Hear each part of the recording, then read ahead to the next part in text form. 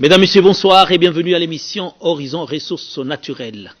La mise à jour de la carte géologique de la RDC a été réalisée avec succès et cette mise à jour qui a connu dans certains paramètres l'actualisation de certaines données et comme vous le savez, certains experts se sont posé la question de savoir comment on peut faire la mise à jour d'une carte géologique sans qu'il y ait une campagne géologique sur terrain. Et l'émission s'est passée sur la RTNC et aujourd'hui nous avons la mise au point du directeur général du cadastre minier, Félix Moupandé, géologue et aussi expert dans le domaine.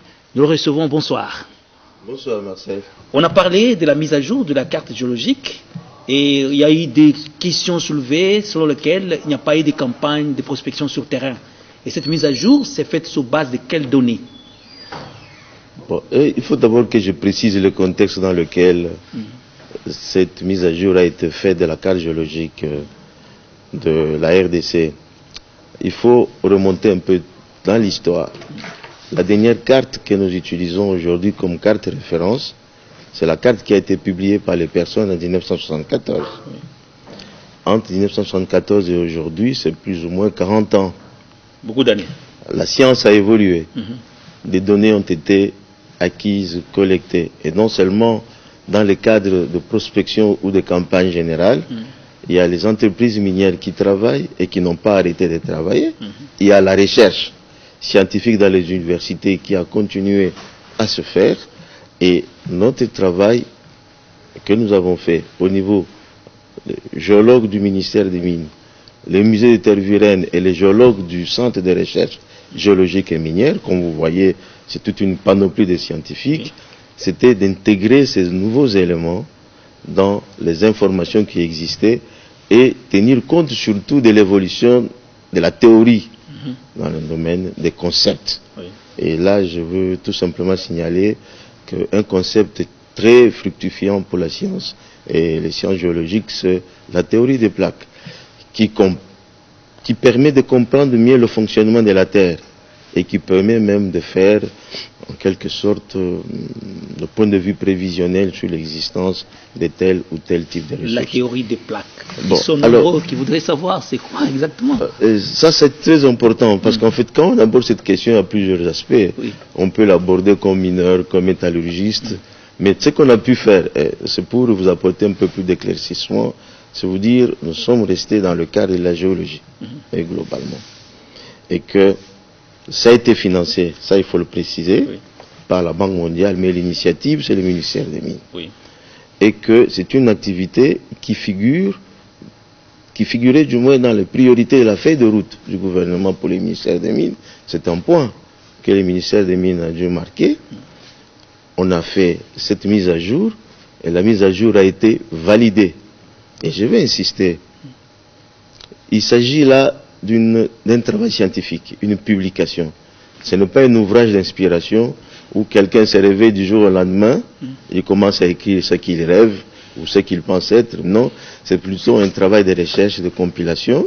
Et dans le cadre du processus de publication d'un travail scientifique, il était nécessaire que le collègue, les pairs, valide ce travail. C'est ça l'objet de l'atelier.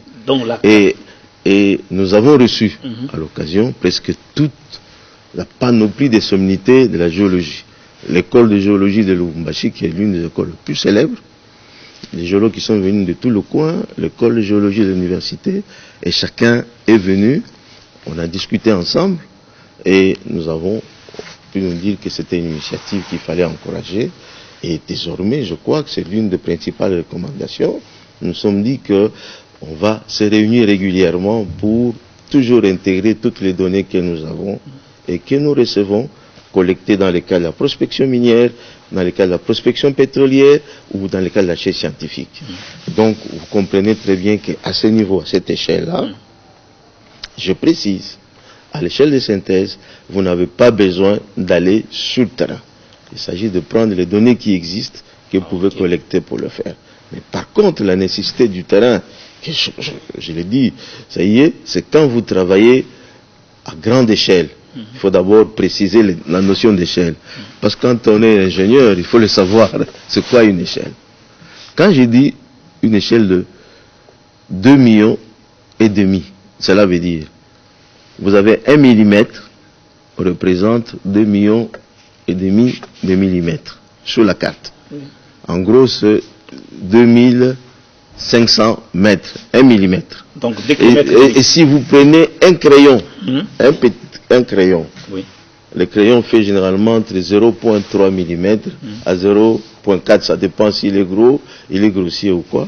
Et mettons d'abord 0,1 représente à peu près 2000 km. 1 mm représente 2 km. 2,5 km sur la carte. La moitié, c'est presque 1,5 km. Et cela veut dire que lorsque vous mettez ce crayon sur la carte, c'est à peu près vous représentez 1 kilomètre dans ce crayon-là. Tout à fait. Vous me suivez?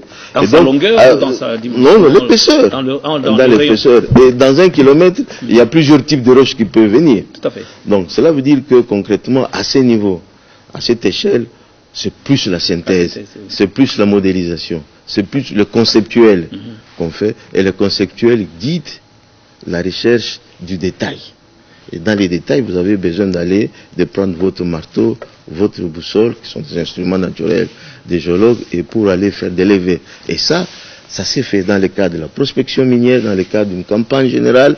Et je veux même, peut-être nous allons avancer plus loin, je vais vous dire le programme qui est très ambitieux du ministère des Mines en ce qui concerne la cartographie géologique et l'inventaire des ressources minérales. Et que vous êtes basé sur des données des différentes entreprises, des différentes universités et aussi de données qui sont plus actuelles, collectées dans la période de l'intervalle de 40 ans et qui d'autres sont plus récents, entre autres. Et je veux indiquer, entre autres, le projet qui vient de se clôturer de coopération entre la Belgique, le musée de Tervuren et les centres de recherche géologique et minière qui venaient de réactualiser complètement la carte. On ne dit plus Bas-Congo, il faut dire la province central. Du Congo central. Et ça sont devenus aussi. Et tout cela. Des membrements de provinces, de nouvelles provinces. Et qu'on me raconte qu'on rentre à l'histoire de la cartographie il y a 20, 40, 50, 60 ans. Oui. Bon, apparemment, on ne sait pas de quoi on parle. Ok. Donc, c'est qu'il n'y a pas eu que des couleurs qui ont changé sur cette carte, il y a eu beaucoup de données. Non, maintenant, c'est le contenu. Oui. Voilà encore. L'ignorance, ça peut tuer quelquefois. Le contenu, effectivement, il faut parler du contenu. Par actualisation, la mise à jour a concerné d'abord dans un premier temps, c'est l'échelle lithostratigraphique. C'est le contenu, c'est très important. Vraiment, l'échelle lithostratigraphique et la chronostratigraphie. Ils sont nombreux, qui devront savoir c'est quoi cette échelle lithostratigraphique. Bon, justement, voilà pourquoi c'était une messe réduite des experts pour parler de ça. Parce que c'est difficile de les traduire en des termes beaucoup plus simples. L'échelle lithostratigraphique, on dirait, c'est tout simplement, c'est le rapport en termes d'âge entre les différents types de roches. La première, telle roche était déposée, s'est mise en place avant celle-ci, ou telle formation est venue après l'autre. Et vous mettez tout ça ensemble dans une chronologie pour voir comment ça a évolué de l'ancien temps jusqu'au nouveau. Oui. Et ça, c'est une approche très importante pour les géologues. C'est l'une des approches qui lui permet justement d'arriver à la découverte des gîtes minéraux ou des gisements que tout le monde ou que les ingénieurs sont appelés à exploiter. Donc, c'est la mise en rapport des roches en termes de chronologie, en termes de leur disposition, les uns par rapport aux autres. Et la géochronologie, c'est tout simplement, c'est la datation. Et vous mettez parce que l'histoire, les roches de la Terre ont une histoire. Et cette histoire, vous pouvez la reconstituer progressivement en utilisant la lithostratigraphie, en utilisant aussi la géochronologie. Autre contenu, ce n'est pas un problème de couleur seulement, c'est le cadre géodynamique qui a été essayé de préciser. Et je vous ai dit, en 40 ans, la science a beaucoup évolué. Je vous ai parlé tout à l'heure de la théorie des plaques. La théorie des plaques, c'est cette théorie qui essaye d'expliquer le dynamisme de la Terre. Parce que la Terre vit depuis l'existence, depuis 4 milliards d'années. La Terre n'est pas restée immobile, ça bouge Oui, à l'intérieur, parce qu'il y a des continents qui se créent, qui se séparent, qui se recréent, qui se séparent, et tout ça, ça contribue à mettre en place des roches, ça contribue à mettre en place des environnements géologiques qui sont à la base de la concentration des anomalies en termes de gisements que vous connaissez. C'est exactement ça. Voilà les trois aspects. La chronolithostratigraphie, la géochronologie, et c'est ce qui a été actualisé par rapport aux données qui existent. Voilà. Il y a une différence entre la cartographie minière et la carte géologique. La carte géologique, c'est l'information géologique de base qui reprend l'information par rapport aux roches, comme je vous ai dit, leur rapport les uns et les autres en termes d'âge, et qui reprennent aussi leur constitution globalement, quand on parle de la lithologie. Bon. Maintenant, la cartographie minière n'a rien à voir avec la cartographie géologique, il faut qu'on se le dise. La cartographie minière, c'est en quelque sorte lorsque je cartographie un gisement, qui effectivement ce sont des roches, et j'essaie de déterminer où se trouve, par exemple, les concentrations minérales. C'est ça la cartographie minérale, ou les indices miniers. C'est ça la cartographie minière. Alors, mais pour ceux qui pensent, comme vous êtes basé sur les données des entreprises, étant considéré que certaines entreprises n'ont jamais des données fiables, véridiques. Comment ils travaillent s'ils n'ont pas des données fiables? Ces données, il y a des données pour le gouvernement, il y a des données pour elles-mêmes. La plupart des entreprises, on dit camouflent certaines données. Vous êtes basé sur quoi? Là, vous entrez sur un autre chapitre. Parce que, vous savez, on peut camoufler ce qu'on veut camoufler, mais on arrive quand même à publier. Je vais vous donner un exemple. Il y a quelqu'un qui a découvert un gisement. Il le publie. Il le dit à la communauté comment il a pu découvrir son gisement. Dans quel contexte se situe ce gisement. Et ce contexte est facilement repérable. Pour un scientifique qui se respecte, il va tout simplement se retrouver là-dedans. Ils font des publications. Est-ce que vous croyez que tous les scientifiques ou les géologues qui travaillent avec les entreprises n'arrivent pas à publier? Les données des réserves? Les données des réserves sont des données économiques. Ce sont des données technico-économiques qui, dans une certaine mesure, représentent un peu une certaine confidentialité. Dans une certaine. Mais les données générales, le contexte d'existence d'un gisement pétrolier ou minier, c'est une information géologique qui, souvent, ceux qui la découvrent sont toujours poussés à la publier pour faire avancer la science. C'est comme ça que vous avez des publications qui existent. Je vais vous donner un exemple. Par exemple, pour Kamoa. Moi, la première fois, j'ai entendu parler de la grande découverte de Kamoa. C'est pas au Congo. J'ai été dans un congrès scientifique international de la Société des géologues économistes aux États-Unis, où j'ai suivi une publication, une présentation scientifique sur le contexte de l'existence et de la minéralisation de Kamoa. Par exemple, tout est publié en termes de géologie. Bon, bien entendu, lorsque vous arrivez à des données plus ou moins confidentielles qui permettent de constituer, de donner une forme à votre gisement, il est tout à fait normal qu'on peut garder ces données comme données, c'est comme des données comptables, ce sont des données confidentielles.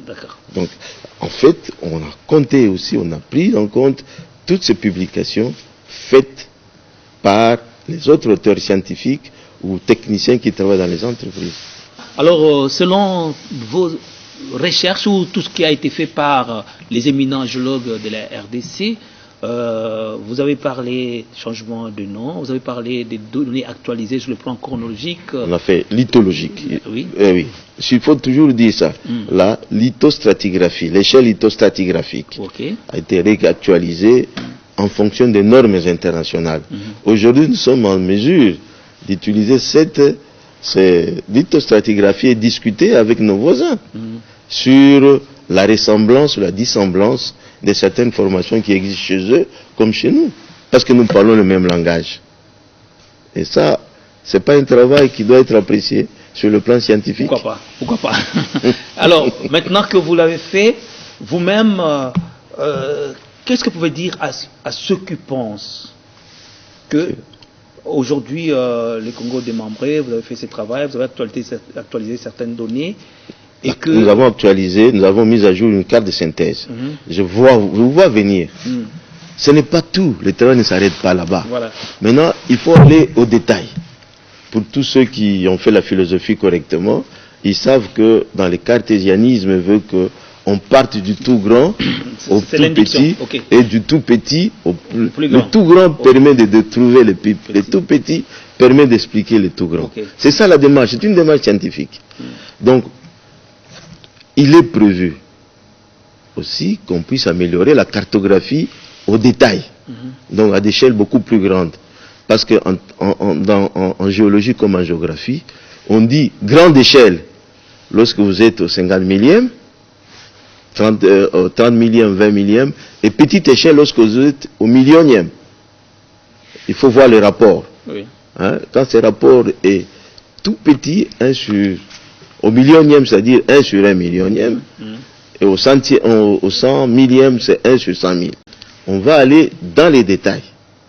Et dans les détails, c'est là où vous avez besoin d'avoir des données de précision sur les différentes roches. Alors, ce que je voulais dire ici, c'est que c'est un travail qui est prévu. Un travail qui est prévu, et je voulais vous donner cette précision. Aujourd'hui, par exemple, le territoire de la RDC est couvert à 30% en cartographie régulière, c'est-à-dire les cartes publiées à l'échelle de 1/100 millième, par degré carré, ou à plus ou moins 34% à l'échelle irrégulière, non, pas échelle irrégulière, à plusieurs échelles, mais des cartes irrégulières à 34%. Donc, la couverture totale, c'est à peu près 54% en termes de cartographie. Ce qu'on fait, on a ciblé un certain nombre de degrés carrés, sur lesquels on va retravailler les cartes pour publier des cartes au 200 millième. Et dans un premier temps, on commence avec 6 degrés carrés. Je vous informe que pour faire la levée cartographique d'un degré carré qui représente 111 km sur 111 km, il faut en moyenne 1,5 million de dollars. C'est-à-dire que vous le faites 1,5 million. Non, on va utiliser les satellites, on va utiliser le terrain, on va utiliser la géochimie, on va utiliser la géophysique, et on va utiliser un certain nombre d'outils et de moyens. Et que les 6 degrés carrés qui ont été sélectionnés par le ministère des Mines, le financement est déjà prêt. Et le financement, c'est toujours la Banque mondiale qui va le financer, pour montrer l'exemple comment on peut réaliser la cartographie régulière. Et déjà les firmes ont déjà été sélectionnées. Et je crois savoir bientôt, ce travail va commencer sur 6 degrés carrés. Nous avons ciblé les 6 degrés carrés à partir de quoi? À partir du travail de synthèse que nous venons de faire. Donc, et qui représente certains coins dans certaines provinces métallogéniques. Oui. Pour essayer de voir quelle est la démarche et l'approche technique à faire pour mettre en place un programme de cartographie régulière qui est en fait un objectif à moyen et long terme. Parce qu'à moyen terme, il y a plus ou moins 51 degrés carrés qui sont ciblés pour faire la cartographie des détails. Et dans cette cartographie des détails, on ne s'arrêtera pas là. On fait la cartographie géologique, l'inventaire et tout ça, avec le survol géophysique et l'interprétation géophysique et géochimique, et jusqu'à aller dans les détails, là où vous avez trouvé un indice, vous le documentez, et cet indice, vous faites des travaux beaucoup plus détaillés, ça sera peut-être au 50 millième, un peu plus au 20 millième, et là, ça permet aux miniers d'aller plus loin dans l'estimation des réserves. Notez bien, je n'ai pas parlé de la certification, parce que c'est encore des termes qui... Dans l'estimation. Dans l'estimation des réserves. Mais c'est ce qui et dans la manière, de voir, évidemment, tout ça. C'est quand les gens se mêlent de choses qu'ils ne connaissent pas très bien, c'est très compliqué. Alors il faut toujours laisser aux spécialistes le soin. Donc quand on parle de la certification de réserve... Ça n'a rien à voir avec l'estimation. La certification vient après l'estimation. Il faut d'abord estimer. La certification, c'est une opération qui est faite par une partie tierce pour confirmer la valeur de ce que vous avez trouvé. Et par exemple, le cas des Kamoa, c'est 139 millions de tonnes de minerais de cuivre. Une estimation ou une certification? Là aussi, c'est encore un autre débat que vous amenez. Que vous avez dit quoi? 130 millions? 739 millions de tonnes de minerais de cuivre. Des tonnes de minerais de cuivre. Oui. À quel pourcentage? Voilà. Je vais vous aider. C'est comme ça que les gens doivent commencer à parler. À quel pourcentage moyenne? À quelle teneur? 2%. Ça, c'est un. Oui. Et des deux, c'est quel type de ressources? C'est le ressource globale? C'est le ressource indiqué? Ou c'est le ressource mesuré? Ou c'est les ressources inférées? Vous voyez un peu? Ça vous complique tout ça. Bon, je ne parle pas encore des réserves. Alors. Bon, si nous disons pas... Donc, c'est que vous avez... Tout ça, ce sont des choses. Donc, les ressources sont définies de cette manière à 3 catégories. Les ressources inférées, les ressources indiquées et les ressources mesurées. Et l'ensemble fait les ressources totales. Voilà. Et quelqu'un peut dire et faire une déclaration en disant il y a autant de tonnes de minerais, on ne dirait pas de minerais de cuivre, autant de tonnes à telle teneur en ressources globales, on pourrait penser. Vous voyez un peu? Okay. Parce que quelqu'un qui vient qui vous dit non, j'ai autant de tonnes de cuivre là-dedans directement, il ne vous dit pas la vérité. Bon, maintenant, sur les ressources indiquées et mesurées, c'est là où on fait les réserves.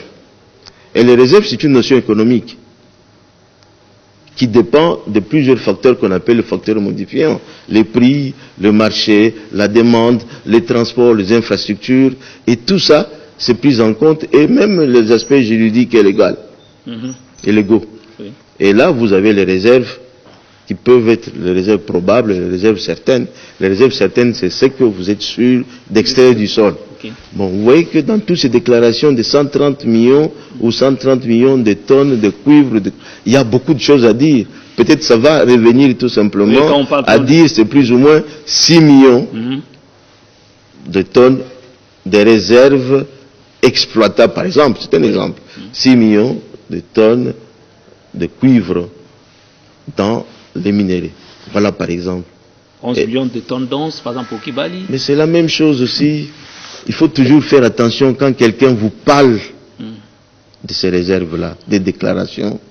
Et c'est juste une parenthèse. Revenons à la géologie, parce que là, voilà, on était dans la géologie économique. Revenons à la géologie fondamentale, dans laquelle nous sommes là. Parce que je reviendrai pour une autre fois pour expliquer. Très bien. Nous sommes là parce que les gens ne se sont pas réunis, les gens ne sont pas tout simplement partagé l'argent, n'ont pas seulement changé de couleur et de nom. Ils ont fait un travail de profondeur. C'est une démarche scientifique que nous avons mise en place, parce que ce n'est pas un ouvrage d'inspiration. Et là, je précise que l'approche ça a été même déclaré ouvertement, c'est la compilation des informations existantes et leur analyse et l'intégration de ces informations dans un concept théorique renouvelé. Très bien. Et vous pensez que ça ne peut qu'aider les géologues comme vous? Parce que nous sommes au niveau d'un travail de synthèse. C'est une aide essentielle, parce qu'aujourd'hui, celui qui lit la carte là, s'il est préparé à la lire, effectivement, il comprendra que cette roche s'est positionnée dans un contexte géodynamique précis. Et le contexte géodynamique précis, par exemple, on peut dire, c'est dans... je vais vous donner un exemple de contexte géodynamique où ça correspond, par exemple, à la mise en place de ces systèmes de roches ou de cet environnement correspond à la rupture du Gondwana. Ou à l'assemblage du Gondwana, le Gondwana qui est un supercontinent. J'ai dit un exemple. Oui. Et quand je dis rupture, je vous renvoie très vite à regarder ce qui se passe aujourd'hui. Vous connaissez les rifts, vous connaissez Tanganyika. Oui, très bien. Et vous connaissez le lac Édouard et toute la série des lacs. Oui. Et là, vous avez un exemple précis de comment le continent est en train de se séparer. Et vous savez que là, qu'est-ce que vous avez vu autour de ces rifts, de ces ruptures-là? Il y a des volcans. Oui, des volcans, oui. Alors, voilà. En se séparant, il y a un amincissement de la croûte terrestre. Il y a la remontée de magma. Des magmas, oui. Et les magmas qui peuvent sortir comme... les laves. Bon, maintenant, posez la question à ceux qui ont vécu, qui volent. Dans les laves, il y a des éléments, des métaux. Oui.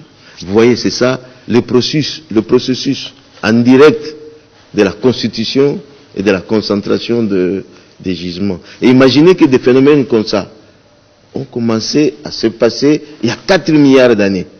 Et maintenant, le travail que le géologue fait dans l'autre cas, c'était de ramener, de rapporter un contexte, un système de formation par rapport à l'événement géodynamique qu'il a généré.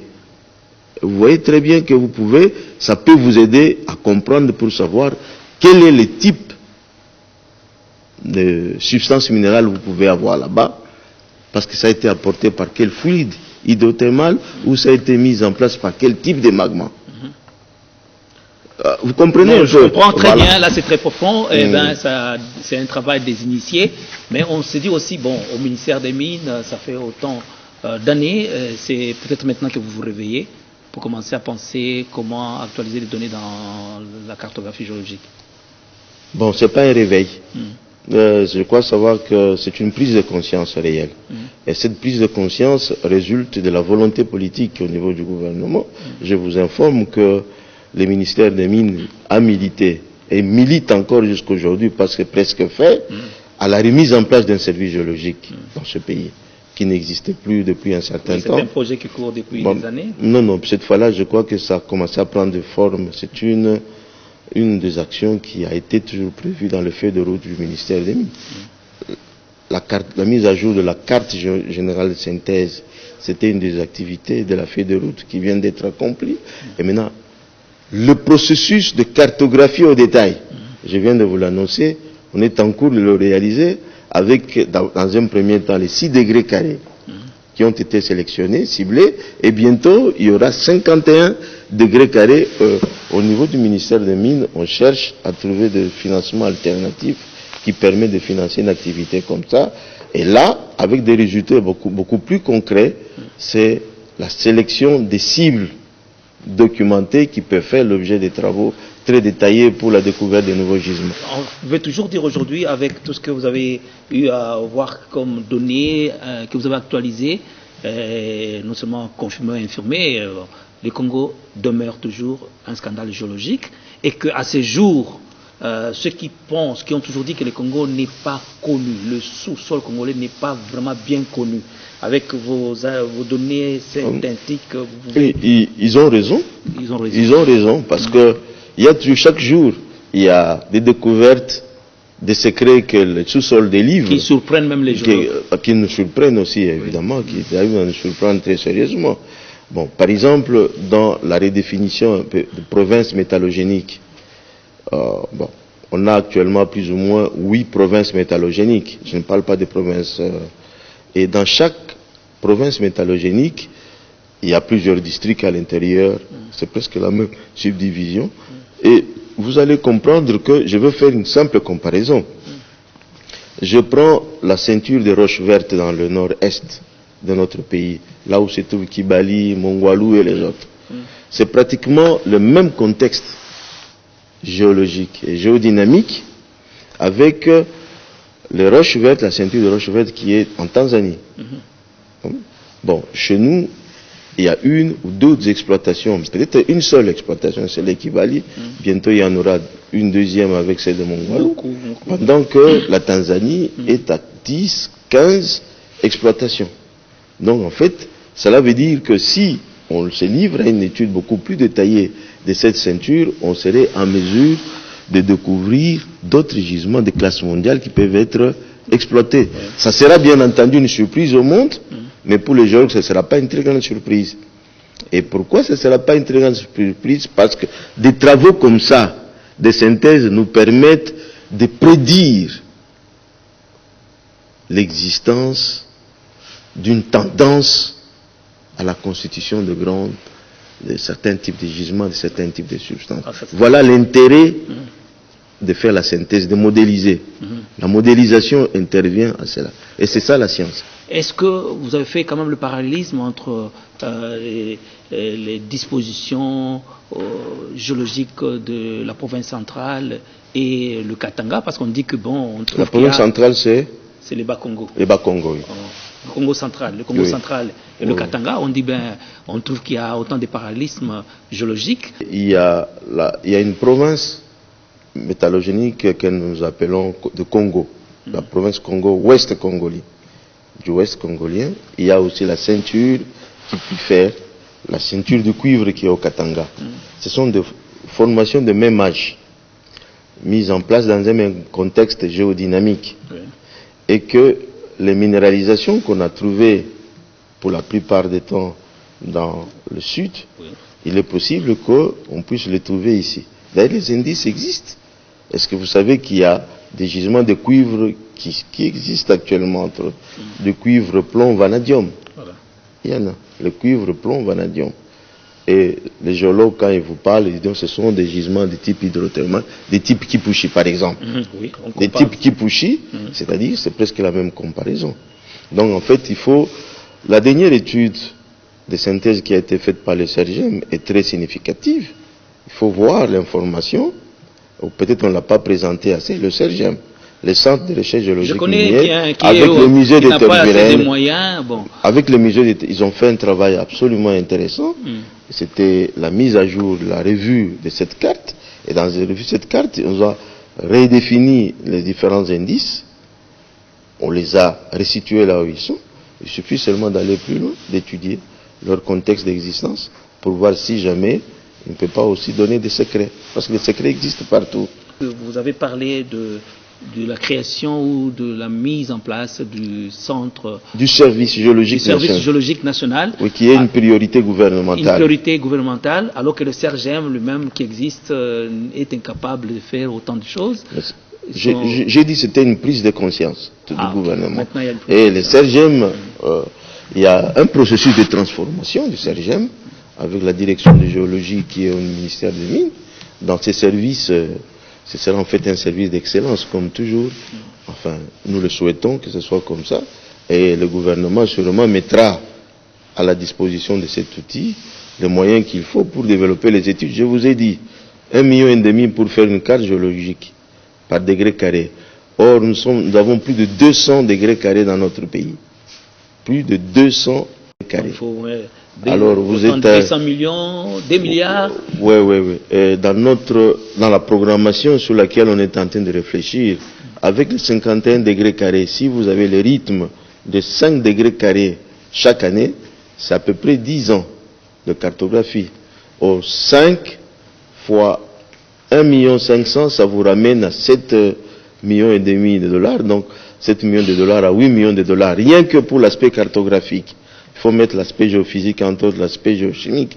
Donc pour faire un travail, il faudrait en moyenne, et c'est le travail que nous avons fait avec le BERGEM, avec un fonds d'investissement d'environ 5 millions chaque année. Il est possible qu'au terme de 10 ans, qu'on puisse avoir une information complètement disponible sur un certain nombre de cibles à développer pour en faire des gisements miniers exploitables. Donc, je reviens à ce que vous avez dit, le scandale géologique, il est là. Et vous allez présenter le résultat de vos combinaisons géologiques en Afrique du Sud bientôt? Oui, nous partons, il y a le 35e congrès international de géologie, où il est prévu que nous puissions présenter la nouvelle carte, la carte mise à jour de la RDC, la carte géologique, et nous allons le faire devant les scientifiques du monde entier, pour qu'ils puissent aussi jeter un coup d'œil pour voir si la réflexion que nous avons faite concernant la modélisation des informations qui existaient était tout à fait conforme à l'état actuel de connaissances. Je veux préciser une chose, un progrès important, parce que jusqu'à présent, les cartes circulaient sous forme de données papier. Oui. Mais nous avons intégré une dimension encore nouvelle qui est très importante, c'est que c'est la numérisation de ces informations, de manière qu'on puisse les utiliser dans un système d'information géographique. Voilà. Ça améliore la prospectivité d'un pays et ça améliore en fait l'effort de recherche de la part des opérateurs miniers, parce qu'avec cette information, on peut la retourner dans tout le... On peut combiner les informations avec d'autres types d'informations et pour essayer de vérifier les théories sur l'existence de tel ou tel gisement minier ou pétrolier. On n'a pas beaucoup parlé du pétrole. L'atelier aussi a évoqué ça.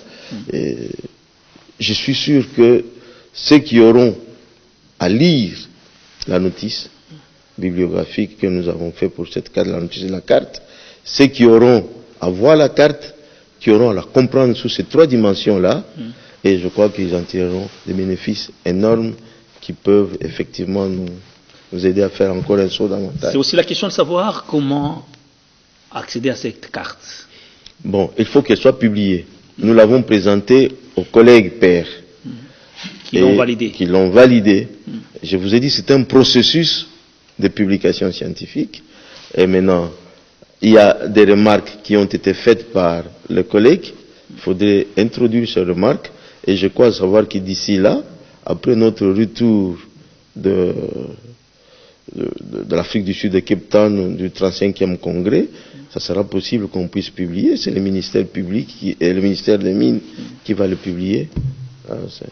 Et ça sera public sous sa forme papier et ça sera public aussi sous la forme numérique en GIS, évidemment à un prix beaucoup plus élevé. On a essayé un peu de repréciser, parce que j'ai entendu l'autre fois quelqu'un qui parlait du Bandundu. Oui. Bon, évidemment, et je veux tout simplement dire... On a dit que c'est un coin qui n'est jamais exploré. Bon, vous, dans votre synthèse, vous avez retrouvé... Pour le moment, effectivement, et quand vous regardez... Le Kwango, le Kwilu... Quand vous regardez, nous avons défini une province métallogénique qu'on appelait de la cuvette. En fait, et encore une deuxième, c'est le bloc du Kasaï. Mais dans le bloc, parce que la minéralisation, globalement, se trouve où? Dans les socles. Globalement, ou du moins les métaux, les substances métalliques dans son ensemble. Et que le Bandundu est en partie, il y a une grande couverture superficielle. Il n'est pas dit qu'il n'y a pas de socle en dessous. Et maintenant, et d'où là, c'est l'intérêt.